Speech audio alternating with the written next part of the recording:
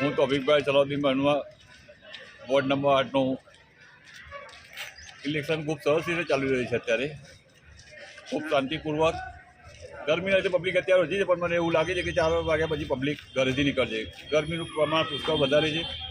Election ખૂબ શાંતિપૂર્વક ચાલી રહ્યું છે. બધા પક્ષો પોતપોતાની રીતે મહેનત કરી રહ્યા છે જીતવા માટે. ઇલેક્શન સારી, જે પણ જીતે તો ખૂબ સારું કામ કરે એવી અમારી આશા છે. કેવું લાગ્યું તમને? ઇલેક્શન ખૂબ સરસ રીતે થઈ રહ્યું છે. નો ટેન્શન. બધા હળી મળીને એકબીજાને સપોર્ટ કરે છે. પોતપોતાના પક્ષો પોતપોતાની રીતે મહેનત કરે છે. ખૂબ સારું ઇલેક્શન ચાલી રહ્યું છે અત્યારે.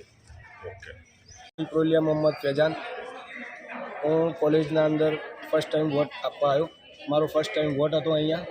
તો હું જાગૃત નાગરિક તરીકે ફર્સ્ટ ટાઈમ કાઢીને અહીંયા વોટ આપવા આવ્યો. તો મારું લોકોને એવું જ કહેવું છે કે વોટ આપવો આપણો અધિકાર છે અને વોટ ફરજિયાત કરવો જોઈએ. બરાબર? કારણ કે વોટ કેમ ફરજિયાત કરવો જોઈએ કે આપણા જે ઉમેદવારો ઊભા હોય છે એમના માટે ખાસ વોટિંગ કરવું જોઈએ. કડકડતી ગરમીના અંદર આટલા બધા લોકો વોટ આપવા કેમ આવતા હશે? કારણ કે અહીંયા વોટ આપવું બહુ જરૂરી હોય છે. મારું નામ અરબાઝ શેખ છે. મારું આ પહેલું વોટ છે.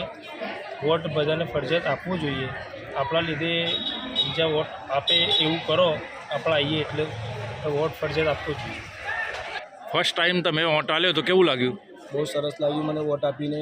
હું બધા લોકોને એ જ કહેવા માગું છું કે તમે ટાઈમ કાઢીને વોટ આપવા અહીંયા આગળ આવો અને વોટ ફરજિયાત છે તમારે આપવું. વોટ આપવો જ જોઈએ બધાને. પબ્લિકને શું કહેવું છે તમારું? પબ્લિકને બસ આપણે એટલું જ કહેવું છે કે તમે ગમે તેમ કરીને, ગમે તેમ ટાઈમ કાઢીને વોટ કરો. ઓકે.